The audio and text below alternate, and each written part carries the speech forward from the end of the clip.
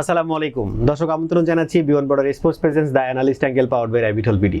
গত সপ্তাহের ক্রিকেটের যত খেলাধুলা সেটার অ্যানালাইসিস করার জন্য আজকের এই অনুষ্ঠান।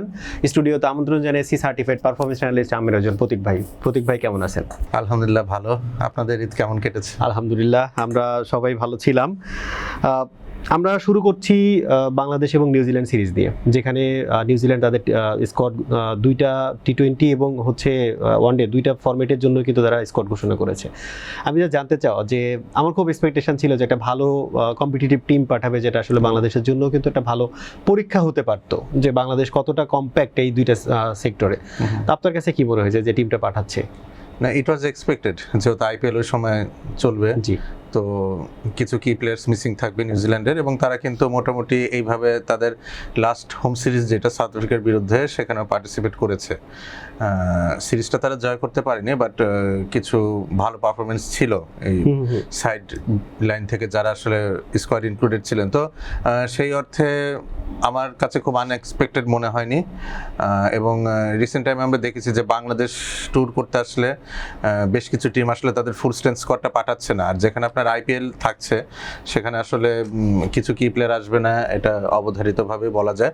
তবে একটা নিউজিল্যান্ডের জন্য পজিটিভ সাইড কি, যে লাস্ট নিউজিল্যান্ডের সাথে বাংলাদেশ এইচপির যে সিরিজটা ছিল বাংলাদেশে, এই স্কোয়াডের যারা নতুন মুখ মোস্ট অফ দ্য প্লেয়ার্স কিন্তু আসলে সিরিজটা খেলেছে, বাংলাদেশ ঘুরে গিয়েছে। সো কন্ডিশন সম্পর্কে কিন্তু তাদের আসলে ভালো ধারণা রয়েছে। আপনি ফক্সক্রাফটের কথা বলেন, জেডেন লেনক্সের কথা বলেন, লেফট আর্ম অর্থোডক্স বোলার, বা ডেন ক্লিভারের কথা বলেন, টপ অর্ডার ব্যাটার। সো তারা কিন্তু সবাই লাস্ট সিরিজটাতে ছিলেন এবং মোটামুটি বেশ ভালো পারফর্ম করেছেন। মোহাম্মদ আব্বাসের কথা বলতে পারি, ব্যাটিং অলরাউন্ডার।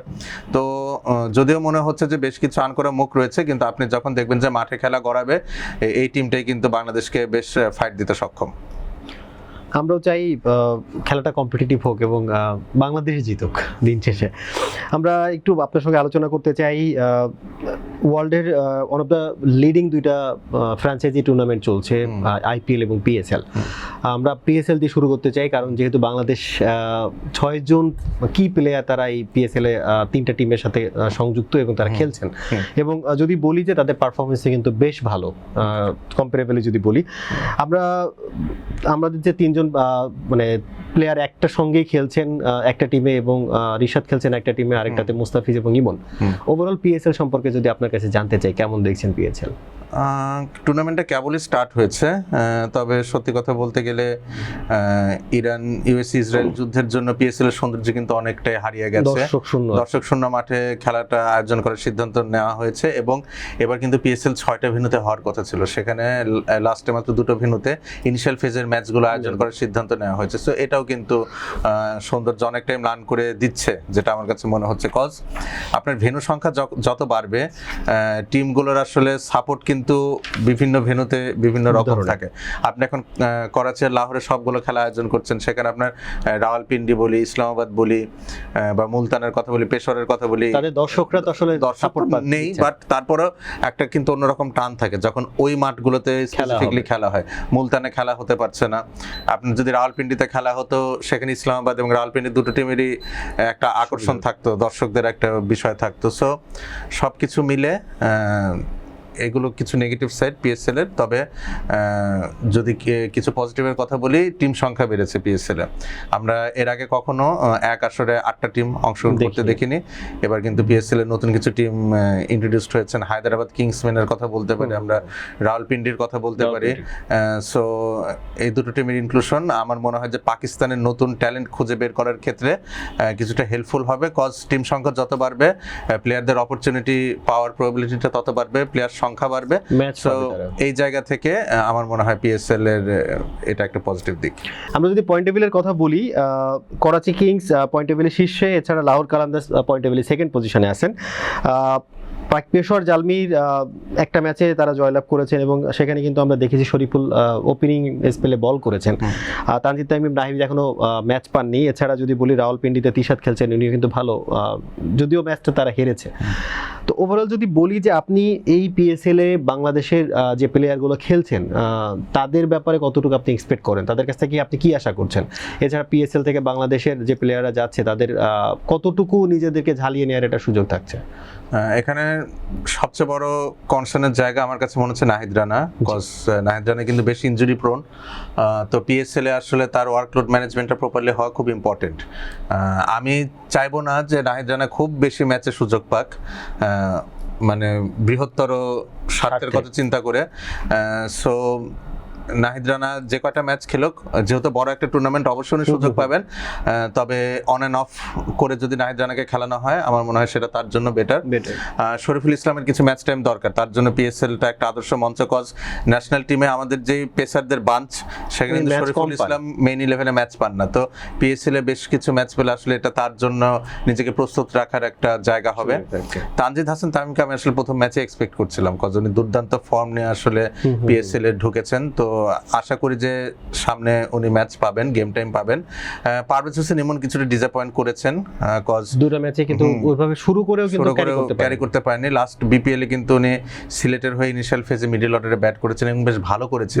তো আমার মনে হয় ওই জায়গা থেকেই তাকে এই মিডল অর্ডারে খেলানোর সিদ্ধান্ত। 4 নাম্বার পজিশনে তো যেহেতু এটা ফ্র্যাঞ্চাইজি লিগ এবং বিং আ ফরেন ক্রিকেটার, এখানে তো Parvez Hossain Emon foreign cricketer, so বিদেশি খেলোয়াড়দের একটা কোটা থাকে। তো আপনি প্রথম দুটো ম্যাচ সুযোগ পেয়ে আসলে হাতছাড়া করেছেন, এরকম আর একটা দুটো ম্যাচ হলে আসলে আপনার মেইন 11-এ জায়গা পাওয়াটা মুশকিল হয়ে যাবে, বা এই দুটো ম্যাচের ভিত্তিতে হয়তো পারভেজ হোসেন ইমনকে জায়গা হারাতে হতে পারে। তো আসলে দেখা যাক যে সামনে কি হয়। আর মোস্তাফিজুর রহমান তো অলওয়েজ উনি লাস্ট 1-1.5 বছর ধরে যেখানে যাচ্ছেন সেখানেই পারফর্ম করছেন এবং সেই ধারা তো বজায় রেখেছেন। দেখলাম পুরো পিসিএল এর উপরে যদি আপনি বলি যে সেক্ষেত্রে আপনার এক্সপেকটেশন কি রিগার্ডিং কোন কোন টিম পরের রাউন্ডে প্রসিড করবে? লাহোর কালান্দার্সকে এবারও বেশ শক্তিশালী মনে হচ্ছে আমার। তাদের পেস বোলিং ইউনিটটা খুবই দুর্দান্ত। শাহিন আফ্রিদি রয়েছেন, হারিস রফ রয়েছেন, মোস্তাফিজুর রহমান রয়েছেন, ওবায়দ শাহ রয়েছেন। তো আমার মনে হয় যে লাহোর কালান্দার্সের ব্যাটিংও বলি, যদি ফাকার জামান রয়েছেন, সেখানে আসিফ আলী রয়েছেন, পারভেজ হোসেন ইমন রয়েছেন, তো একটা অলরাউন্ডার সাইড। সিকান্দার রাজা অলরাউন্ডার হিসেবে খেলছেন, দুর্দান্ত ব্যাটিং করছেন। তো লাহোর কালান্দার্স শিওরলি আমার মনে হচ্ছে যে প্লে অফে যাচ্ছে। এখন বাদ বাকি টিমগুলোর কথা বলতে গেলে হায়দ্রাবাদ কিংসম্যানকে আমার মনে হচ্ছে যে তাদের জন্য টুর্নামেন্টটা কঠিন হতে পারে, কজ আপনি যদি ব্যাটারদের কথা বলেন, কিছু রিসোর্স রয়েছে ভালো। মার্নাস লাবুসেন উনি ক্যাপ্টেন্সি করছেন, he is a quality cricketer.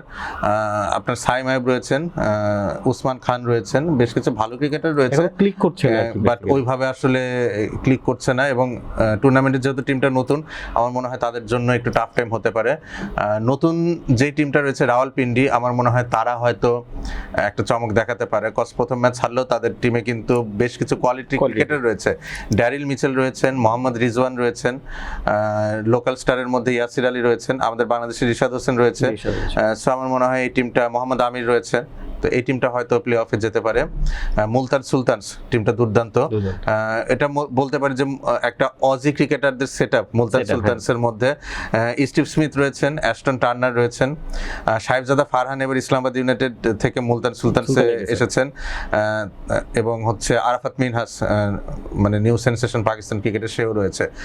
তো মুলতান সুলতানসও হয়তো প্লে অফে যেতে পারে। এর পাশাপাশি আমার মনে হচ্ছে করাচি কিংস, তারাও আসলে ফর্মে রয়েছে। সো এই চারটা টিম আমার কাছে মনে হচ্ছে ইনিশিয়াল ফেজের খেলা দেখে তারা হয়তো প্লে অফে যেতে পারে। আমরা আশা করি ভালোভাবেই বাংলাদেশি ক্রিকেটাররা পারফর্ম করুক এবং পিএসএলটা আরো মানে দর্শক জনপ্রিয়তা পাক। আমরা একটু আপনার কাছে জানতে চাই, আইপিএল শুরু হয়েছে, এখনো পর্যন্ত প্রত্যেকটা দল কিন্তু ম্যাচ পায়নি।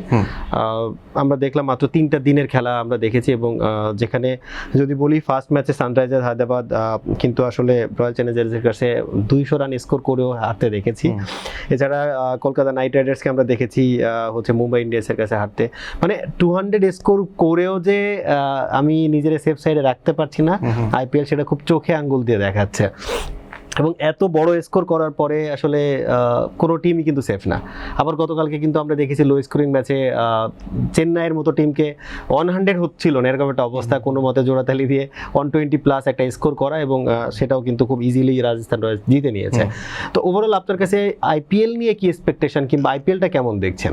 দেখেন, আইপিএল তো আসলে পৃথিবীর সবচেয়ে বড় ক্রিকেটারদের মানে মিলন মেলা আমরা যদি বলতে পারি, এবং সত্যি কথা বলতে গেলে ইনফর্ম ক্রিকেটারদের মানে একটা মিলন মেলা। কজ আপনি আইপিএল এর সাথে পিএসএল যদি কম্পেয়ার করে থাকেন, নিলামে যারা আসলে আইপিএল এর সুযোগ পাননি বিদেশি ক্রিকেটার তারাই আসলে পিএসএল এ গিয়েছে। তো আপনি দেখেন গতবার ড্যারিল মিচেল সিএসকে তে খেলেছেন, এবার উনি আইপিএল এর সুযোগ পাননি, উনি রাওয়ালপিন্ডিতে খেলছেন। অ্যাডাম জাম্পা গতবার আইপিএল খেলেছেন, এবার উনি পিএসএল এ কারাচির হয়ে খেলছেন। সো বোঝা যাচ্ছে যে দুটো টুর্নামেন্টের ডিফারেন্সটা কোথায়। এখন যদি আসি প্রথম দুটো ম্যাচ যেটা খুবই হাই স্কোরিং ছিল, আপনি বলছিলেন চোখে আঙ্গুল দিয়ে দেখিয়েছে যে 200 রান সেফ না। আবার আপনি যদি অন্যভাবে একটু ভাবার চেষ্টা করেন তাহলে আপনার এটাও চোখে আঙ্গুল দিয়ে আসলে দেখানো হয়েছে যে দুটো টিমের বোলিং অ্যাটাকটা খুবই দুর্বল। এবং এই আসরে আপনি সানরাইজার্সের কথা বলেন বা কেকেআরের কথা বলেন, তাদের জন্য পরের রাউন্ডে প্রসিড করা খুবই মুশকিল। কেকেআরের ক্ষেত্রে আমার মনে হয় মোস্তাফিজুর রহমান যোগ না দেওয়াটা তাদের জন্য অনেক মানে বোলিং শক্তিকে মুজারাবানি এবং মুস্তাফিজের কম্পারিজনটা এখন মানে অন্তত বোঝা যায়। এবং আমি দেখেন আমরা যখন যে ওয়ার্ল্ড কাপ অ্যানালাইসিস করেছি তখন কিন্তু বলেছি যে ফ্ল্যাট উইকেটে blazing Muzarabani is not as effective. আপনি যদি কম্পেয়ার করেন শ্রীলঙ্কাতে যখন সাপোর্ট পেলে শ্রীলঙ্কাতে যখন খেলা হয়েছে স্লো নেচার ছিল, সেখানে মুজারাবানি কিন্তু বেশ ভালো করেছিলেন। তো পেস বোলিং অ্যাটাকটা আমার মনে হয় সানরাইজার্স এবং কেকেআর দুটো টিমেরই খুবই দুর্বল এবং এটা তাদেরকে পুরাটা আসলে ভোগাবে। পক্ষান্তরে আপনি যদি রাজস্থানের দিকে তাকান, তাদের পেস ব্যাটারিটা কিন্তু বেশ স্ট্রং। আপনার নান্দ্রে বার্গার রয়েছেন, জফরা আর্চার রয়েছেন, সন্দীপ শর্মা রয়েছেন, সো তাদের পেস বোলিং অ্যাটাকটা বেশ ভালো। আপনি যদি আরসিবির দিকে তাকান, সেখানে জশ হ্যাজেলউড রয়েছেন, ভুবনেশ্বর কুমার রয়েছেন, জ্যাকব ডাফি রয়েছেন, সো তাদের কালেকশনটাও বেশ ভালো। রোমেরো শেফার্ড রয়েছেন অ্যাডিশনাল ফাস্ট বোলার হিসেবে। লখনৌ সুপার জায়ান্টস এবার তাদের বোলিং অ্যাটাকটা আমার কাছে খুব ভালো মনে হচ্ছে। আপনি যদি গত আসর দেখেন, সেখানে লোকাল কোয়ালিটি বোলারসদের সংখ্যা খুব কম ছিল। সো তাদের যেটা হয়েছে যে ফরেনার্সদের যে কোটা, সেটা ব্যাটসম্যান কয়জন খেলাবে, বোলার কয়জন খেলাবে, এটা করতে যে তাদের টিম ব্যালেন্সটা হ্যাম্পার্ড হয়েছে। বাট এবার আপনি লখনৌ সুপার জায়ান্টসের দিকে যদি তাকান, মোহাম্মদ শামি রয়েছেন, আবেশ খান রয়েছেন, দুজন দুর্দান্ত বোলার, সাথে রয়েছেন মায়াঙ্ক যাদব, তিনজন কোয়ালিটি লোকাল ফাস্ট বোলার রয়েছে। সো লখনৌ সুপার জায়ান্টসের পেস বোলিং ইউনিটটা কিন্তু আমার খুব ভালো মনে হচ্ছে। পাশাপাশি ওয়ানিন্দু হাসারাঙ্গা রয়েছেন স্পিনার হিসেবে এবং তাদের মিস্ট্রি স্পিনার দিগ্বেশ রাটি উনিও রয়েছেন লখনৌ সুপার জায়ান্টসে। এবং ইয়াং সেন্সেশন আর্শিন কুলকার্নি, উনি কিন্তু আন্ডার-19 ওয়ার্ল্ড কাপে খুব ভালো করেছেন, ফাস্ট বোলিং অলরাউন্ডার, সব দিক থেকে ব্যালেন্সড। এর পাশাপাশি আমরা যদি দেখি পুরান রয়েছেন, পান্থ রয়েছেন, এডিন মার্করাম রয়েছেন, batting lineup obviously Mitchell Marsh রয়েছেন। সো এবার আমার কাছে মনে হচ্ছে যে লখনৌ সুপার জায়ান্টস বিগত আসরগুলোতে খুব ভালো না করলেও এইবার তারা ডার্ক হর্স হতে যাচ্ছে টুর্নামেন্টের জন্য। আমরা গতকালকে আমি আসলে যদি বলি, আমি অকশন দেখিনি। গতকালকে খেলা দেখতে যেয়ে যখন আমি জাদেজাকে আমি জার্সি চেঞ্জে তখন দেখলাম, আমার কাছে মানে থাকে না যে আমরা সবসময় কিন্তু একটা ফেসের সাথে একটা ড্রেস কিন্তু ম্যাচ করে দেখতে দেখতে অভ্যস্ত হয়ে যায় যে এই ড্রেসটা এনার জন্যই। যেমন মহেন্দ্র সিং ধোনিকে আমরা সবসময় দেখে এসেছি যে ওই ইয়েলো জার্সিতেই তার স্যুট করে, তাকে যদি অন্য জার্সি পরান আমাদের কাছে কিন্তু মনে হবে যে ফটোশপ করে গলা লাগানো টাইপের। কালকে ফার্স্ট লুকে আমার কাছে এরকমই মনে হচ্ছিল যে এটা আসলেই কি ফান করা, এআই দিয়ে জেনারেট করা, কিন্তু পরবর্তীতে আমি স্কোর কার্ডে দেখলাম যে আসলেই অকশনে তাকে নেওয়া হয়েছে এবং তাকেও কিন্তু খেলার মিড ব্রেকে কিন্তু কোশ্চেন করা হচ্ছিল যে আপনার কাছে কেমন লাগতেছে। তো বলছে যে অনেকদিন ইয়েলো ড্রেস পরে আমার ভালো লাগছে, আমার কাছে মনে হয় যে আমার এই পিঙ্ক কালারটাও স্যুট করে। উনিও খুব জলি মাইন্ডে জিনিসটা নিলেন। তো আপনার কাছে রাজস্থান রয়্যালসের যে স্কোরটা দেখলেন, সেখানে আপনার কাছে কি মনে হয় জাদেজা চেন্নাই থেকে আসার পরে চেন্নাই কি দুর্বল হয়ে গেল নাকি রাজস্থান একটু বেটার টিম নিয়েছে এবার? অবশ্যই রাজস্থান রয়্যালস কিছুটা সুবিধা পাবে এবং রবীন্দ্র জাদেজা কিন্তু প্রথম আসর আইপিএল রাজস্থানের হয়ে খেলেছেন। শেন ওয়ার্নের নেতৃত্বাধীন একদম মানে সবচেয়ে লো বাজেটের টিম ছিল রাজস্থান সেই সময়। তো রবীন্দ্র জাদেজা, ইউসুফ পাঠান, গ্র্যাম স্মিথ, ইউনুস খান এরকম ক্রিকেটাররা তখন রাজস্থানে ছিল এবং তারা কিন্তু সিএসকে কে হারিয়ে শিরোপা জেতে। তো সত্যি কথা বলতে গেলে রবীন্দ্র জাদেজার জন্য আসলে ঘরে ফেরাও আমরা বলতে পারি, কজ আইপিএল শুরুটাই তার রাজস্থানের হয়ে। তো অবশ্যই গেইন রাজস্থানের এবং এখানে কিন্তু আরেকটা ট্রানজিশনে রয়েছে। সঞ্জু স্যামসন অনেকদিন ধরে আমরা তাকে রাজস্থানের ক্যাপ্টেন্সি করেছেন, উনি কিন্তু আবার সিএসকে তে গিয়েছেন। সো এটাই আসলে ফ্র্যাঞ্চাইজি লিগের সৌন্দর্য কিন্তু বলতে পারি যে 2-3 বছর আনতে কিছু প্লেয়ারদের। গতকালকের খেলায় আমার কেন জানি সিএসকে টিমটাকে বেশ অগোছালো মনে হয়েছে আমার কাছে। নট অনলি 120 তে তারা মানে কুইট করেছে কিংবা মানে এত কম স্কোর করেছে তার জন্য না, আমার কাছে টিমটাকে মনে হয়েছে যে একটু টাইম লাগবে তাদের সেট হইতে। হয়তো বা কজ আপনার লাস্ট আসরটা সিএসকে খুবই মানে বাজে কেটেছে। ওই ফর্ম হয়তো এখনো এখন পর্যন্ত ভুলতে হচ্ছে পারিনি। বিষয়টা কেমন, বিগার ফিউচারের কথা চিন্তা করলে কিন্তু সিএসকে ইনিশিয়েটিভটা ভালো। আপনি দেখবেন যে এই টিমে বেশ কিছু ইয়াংস্টার রয়েছে। Ayush Mhatre world cup winning under-19 captain, উনি রয়েছেন। উর্ভিল প্যাটেল রয়েছেন, দুর্দান্ত ক্রিকেটার, যদিও গতকাল কোনো সুযোগ পাননি। সরফরাজ খান রয়েছেন। তো এই টাইপের ক্রিকেটারদের যখন আপনি প্রমোট করবেন, আপনাকে কিন্তু এই ধরনের রিস্ক নিতে হবে। দেখেন প্রথম ম্যাচে উইকেটে পেসারদের জন্য সহায়তা ছিল, এবং আপনি আয়ুষ মাত্রের কথা বলেন, উর্ভিল প্যাটেলের কথা বলেন, সরফরাজ খানের কথা বলেন, তারা সবাই কিন্তু একটু মেরে খেলতে অভ্যস্ত। এই জন্য আসলে শুরু করে তারা ক্যারি করতে পারেনি। হ্যাঁ, ডিওয়াল ব্রিভিস উনি ইনজুড রয়েছেন, তো উনি আসলে ইনক্লুডেড হলে টিমটা আরেকটু বোলস্টার্ড হবে। বাট গতবারের চেয়ে আমার মনে হয় সিএসকে তারা একটা বেটার মুভ নিয়েছে। আপনি সবসময় দেখবেন যে সিএসকে একটু বুড়ো খেলোয়াড়, বয়স্ক খেলোয়াড়দের নিয়ে স্কোয়াড সাজাতে অভ্যস্ত, তারা কিন্তু ওই জায়গাটা থেকে বের হয়ে এসেছে এবং ইয়াংস্টারদেরকে সুযোগ দিচ্ছে। আপনি এই যে এই কয়েকজন ইয়াংস্টার মিচেল রয়েছেন, স্যান্টার তো অনেক দিন ধরে খেলেছেন, হ্যাঁ। তারপরে ড্যারেল মিচেল খেলেছেন, ধোনি খেলেছিলেন অনেক দিন ধরে। ধোনি মনে হয় আবার ব্যাক করছেন, হ্যাঁ, ইনজুরি রয়েছেন, হয়তো তাকে দেখা যাবে। জাদেজা চলে গেছেন রাজস্থান রয়্যালসে। সো একটা সময় আশ্বিনকে আমরা দেখছি। হ্যাঁ, তো টিমটাতে আসলে অনেক ইয়াংস্টার রয়েছেন এবং তাদের ফিউচারটা কিন্তু অনেক উজ্জ্বল, সত্যি কথা বলতে গেলে প্রত্যেকে প্রতিভাবান ক্রিকেটার। তো আমার মনে হয় আসলে তারা যখন একটু এই প্রেসারটার সাথে, রবীন্দ্র কিন্তু সিএসকে তে আছেন, উনি কলকাতায় আছেন। সো সবকিছু মিলে আমার মনে হচ্ছে যে 2-3টা ম্যাচ গেলে, এগুলো তো আসলে অনেক বড় মঞ্চ, মানে ফ্র্যাঞ্চাইজি লিগ হলে কি হবে, একদম ইন্টারন্যাশনাল ক্রিকেট অ্যাটমসফিয়ারে খেলাটা হচ্ছে। সো আমার মনে হয় ইয়াংস্টাররা 2-3টা ম্যাচ গেলে এই পরিবেশের সাথে নিজেদেরকে অ্যাকাস্টম করলে সিএসকে টুর্নামেন্টে ভালোই করবে। আপনার কাছে যদিও যদি বলি যে মাত্র শুরু হচ্ছে, আপনার কাছে শুনছিলাম যে কোন টিম কতটা ব্যালেন্স, আপনার কাছে সুপার ফোরের কথা যদি বলি কিংবা প্লে অফের কথা বলি, একদম শুরুতে বলাটা খুব মুশকিল আসলে। এবং আইপিএল এ টিম অ্যানালাইসিসের মধ্যে আপনার কাছে সংখ্যা 10টা, টিম অ্যানালাইসিসের ঊর্ধ্বেও কিছু ফ্যাক্টরও কাজ করে। দেখেন মুম্বাই ইন্ডিয়ান্স বেশ কয়েক বছর ধরে খুব ভালো করছে না, তো এবার তারা কিন্তু 14 আসর পরে তারা তাদের আসরের প্রথম ম্যাচ জিতলো। সো আমার মনে হচ্ছে যে মুম্বাই ইন্ডিয়ান্স এবার হয়তো প্লে অফে যাবে। পাঞ্জাব কিংস গতবার তারা ফাইনাল খেলেছে, এবারও তাদের স্কোয়াড কিন্তু মোরাললেস সেম, একদম একই নিউক্লিয়াসটা রয়েছে। তো এটা থাকলে হয় কি যে আপনি খুব শুরু থেকে পারফর্ম হয়তো করতে পারবেন, কজ যে কম্বিনেশন ছিল মোটামুটি ওটা নিয়েই তারা হয়তো খেলতে নামবে। সো পাঞ্জাব কিংসও আমার ফেভারিটদের তালিকায় থাকছে। লখনৌ সুপার জায়ান্টসকে আমি এবার খুব হাইলি রেট করছি, কজ আপনি দেখেন যে তাদের বোলিং ইউনিট বলেন, ব্যাটিং ইউনিট বলেন, দুটাই খুবই ভারসাম্যপূর্ণ। এবং ফোর্থ টিম, এটাতে আমার মনে হয় আপনার একটা শুট আউটের মতো হতে পারে। এখানে সিএসকে হয়তো তাদের একটা সুযোগ থাকতে পারে, আরসিবি তাদের সুযোগ থাকতে পারে। তবে এবারকার আসরে সানরাইজার্স এবং কেকেআর তাদের আশাটা আমি খুবই কম দেখছি। রাজস্থান রয়্যালসেরও ভালো সুযোগ রয়েছে প্লে অফে যাওয়ার। ওকে, ধন্যবাদ প্রতীক ভাই। আমরা এই সপ্তাহের খেলাধুলার ডিসকাশন আপনার সঙ্গে করছিলাম। আসলে ফ্রাঞ্চাইজি লিগ যখন হয় তখন কিন্তু আসলে ঘুরে ফিরে মানে এই 2-3টা ফ্রাঞ্চাইজি লিগের উপরেই থাকে। যদি এর বাইরে কিছু বলি, বাংলাদেশের সিরিজটা হচ্ছে একদম আনকমন। ধন্যবাদ প্রতীক ভাই। আমরা দর্শক এতক্ষণ শুনছিলাম এই সপ্তাহের খেলাধুলার সবকিছুর অ্যানালাইসিস, এবং যেখানে আমরা পিএসএল এবং আইপিএল নিয়ে আলোচনা করলাম, এবং বাংলাদেশ এবং নিউজিল্যান্ডের সিরিজ যেটা সামনে শুরু হতে যাচ্ছে সেটা নিয়ে আলোচনা করলাম। আমাদের সাথে থাকার জন্য ধন্যবাদ, এবং বাংলাদেশ এবং নিউজিল্যান্ড সিরিজের অ্যানালাইসিস দেখার আমন্ত্রণ জানিয়ে শেষ করছি।